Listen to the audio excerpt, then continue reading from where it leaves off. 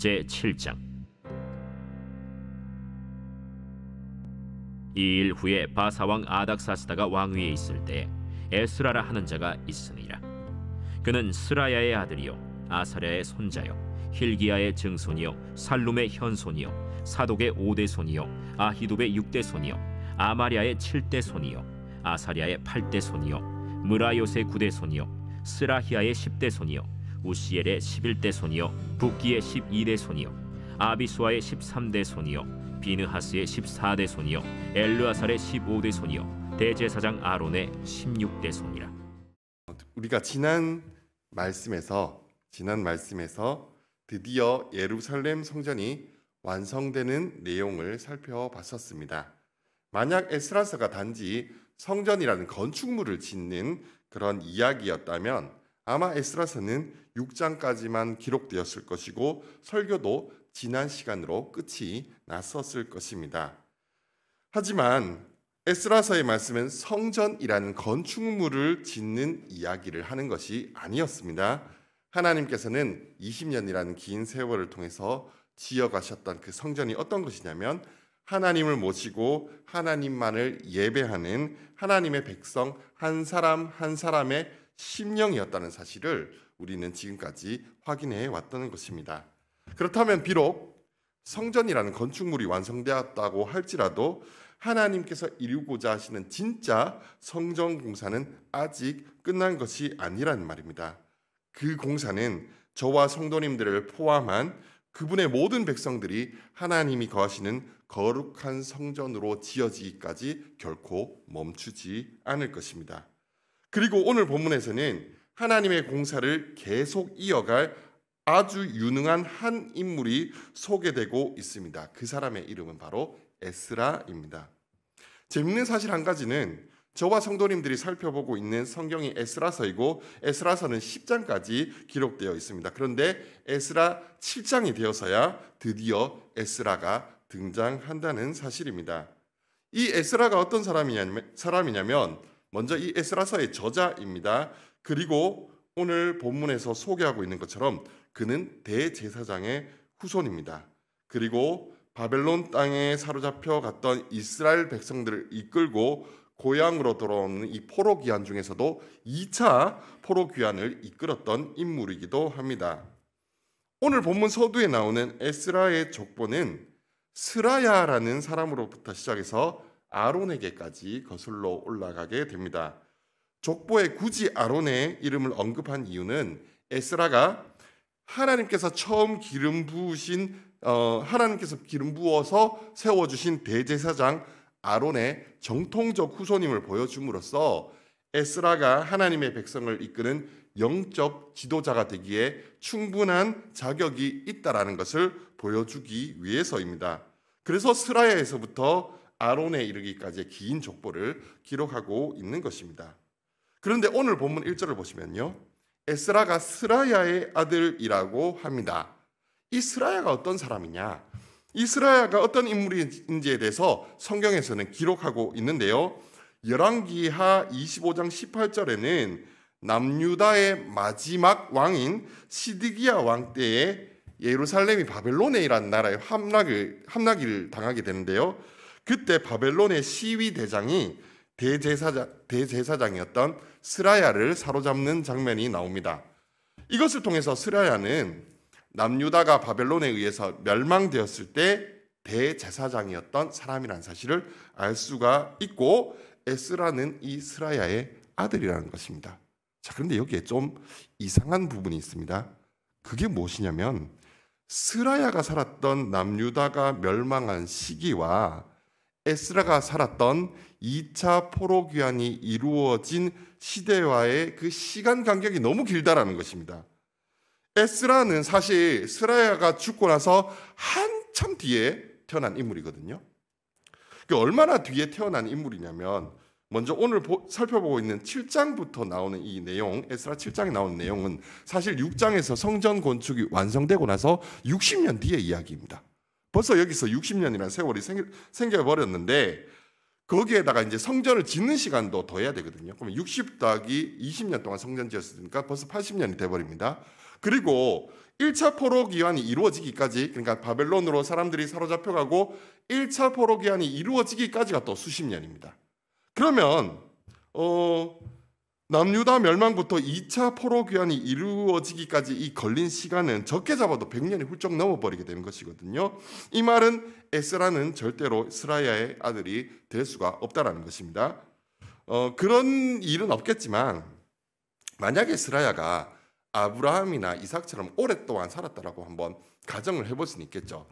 아브라함이 175세까지 살았고 이삭이 180세까지 살았으니까 만약에 스라야가 그렇게 장수했더라면 이런 에스라라는 아들이 있을 수도 있었을 것입니다. 자, 그런데 성경에 기록되어 있는 것을 살펴보면요, 스라야는 바벨론 왕에게 사로잡혀 가서 그 즉시로 죽임을 당해버립니다.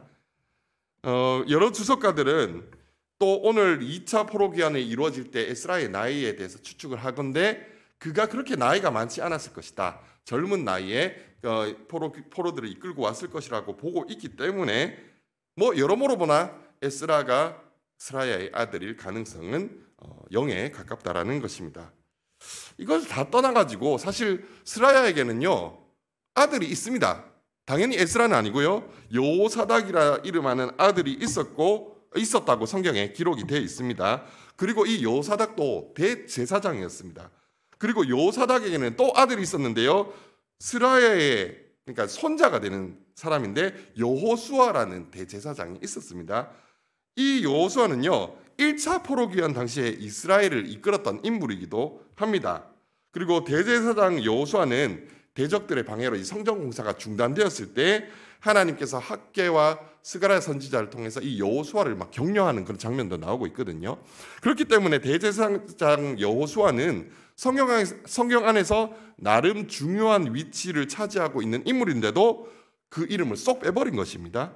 그리고는 에스라를 스라야의 아들이라고 기록하고 있는 것입니다. 지금까지의 상황을 종합해 봤을 때 에스라는 스라야의 아들이 아니라 증손자가 되고 사실상 위에 있는 모든 그 몇 대손 하는 것도 두 칸씩 늘려야 정상이 된다라는 것입니다. 근데 사실 에스라를 스라야의 아들이라고 표현하는 이 표현 자체는 잘못된 것이 없습니다. 문제가 될 것이 없습니다. 이 당시에 이스라엘에서는 먼 조상의 이름을 말하고 그 사람의 아들로 누군가를 소개하는 것은 흔히 쓰는 표현이었습니다. 예를 들어서 제가 김상은이라는 이름을 가지고 있는데요. 자, 김의 김씨입니다. 근데 어디 가서 이스라엘의 기준으로 말하면 제가 김수로 왕의 아들이다라고 표현을 해도 그 표현 자체는 문제가 되지 않는다라는 것입니다. 자, 그런데 굳이 여기 에스라 7장에 족보를 넣은 이유가 무엇이었냐면 에스라가 아론이라는 첫 번째 대제사장의 정통적 후손이라는 걸 보여주기 위해서 족보를 넣은 것인데, 그렇다면 중간에 있는 사람을 빼먹지 말고 그 에스라의 아버지와 할아버지의 이름까지 기록해야 오히려 그 정통성이 잘 드러나는 것 아니겠습니까? 자, 그런데도 여호수아와 여호사닥의 이름을 기록하지 않고 오늘 본문에서 에스라를 스라야의 아들이라고 기록하고 있는 이유는 이 대제사장이라는 직무가 포로 시대 동안에는 도저히 제대로 수행될 수 없었다는 사실과 밀접한 관련이 있습니다. 바벨론의 포로로 잡혀가서 곳곳에 흩어져 살던 유대인들이 하나님께 제사 드리기 위해서 먼 길을 떠나서 한 곳에 모이는 일은 결코 쉽지 않았을 것입니다. 게다가 이때는 신앙의 구심점이라고 할 수 있는 성전이 없었으니까 더 신앙을 지키기가 어려운 상황이었고 당연히 절기를 지킬 수도 없었을 것입니다. 학개서에서 나타난 것처럼 이스라엘 백성들도 저마다 먹고 살기 바빠서 대제사장을 찾는 사람도 없었을 것입니다. 그러니까 포로 시대에는 대제사장이 대제사장으로서 역할을 할 수 있는 방법이 거의 없었다라는 것입니다. 이런 암울한 상황 속에서 경건한 유대인들은 어떤 생각을 했을까요? 자신의 신앙이 이대로 끊어져 버린 것은 아닐까라고 걱정했을 것입니다. 대부분의 유대인들에게 있어서 그들의 신앙은 남유다가 멸망할 당시에 대제사장이었던 스라야의 죽음과 함께 사실상 자신들의 신앙은 끝이 났다라고 생각했을 것입니다. 시드기야가 남유다의 마지막 왕이었다면 스라야는 이스라엘의 마지막 대제사장이었다라는 것입니다. 그런데 오늘 본문에서처럼 하나님께서는 그분이 세우신 대제사장이라는 직분을 스라야가 죽고 나서 오랜 시간이 흐른 에스라 때에 이르기까지도 신실하게 보존해 오셨음을 확인을 할 수 있습니다. 때로는 하나님께서 시작하신 역사가 어느 순간인가 중단된 것처럼 느껴질 수도 있습니다. 스라야가 죽은 이후에 대제사장의 직분이 끊어진 것처럼 보였을 때도 그랬고, 그리고 하나님께서 명령하신 성전 공사가 15년 동안이나 중단되었을 때에도 이스라엘 백성들은 하나님의 일하심도 중단되었을 것이라고 생각했을 것입니다. 하지만 오늘 본문에서처럼 비록 우리는 볼 수 없다고 할지라도 하나님께서는 그분이 시작하신 일을 신실하게 이루어 오셨음을 확인하게 됩니다. 하나님은 에스라라는 대제사장을 준비하고 계셨고, 그를 통해 그분의 백성의 심령을 세워가는 진짜 성전 건축을 이루어 가실 것입니다. 이것은 오늘날 저와 성도님들에게도 마찬가지입니다. 때로는 우리 삶 속에서 하나님께서 어떤 일을 이루어 가신 것이 눈에 잘 보일 때도 있습니다. 그렇게 일이 이루어지는 것이 눈에 보이면 가슴도 뜨거워지고 모든 일이 형통해 보여서 신나게 신앙생활을 하게 됩니다. 하지만 때로는 하나님의 역사가 전혀 이루어지지 않는 것처럼 느껴질 때도 있습니다. 그럴 때면 우리의 가슴이 냉랭하게 식어버리고 나를 둘러싼 환경이 어렵게만 느껴지고 내 뜻대로 되는 일이 하나도 없다라는 생각이 들게 되는 것입니다.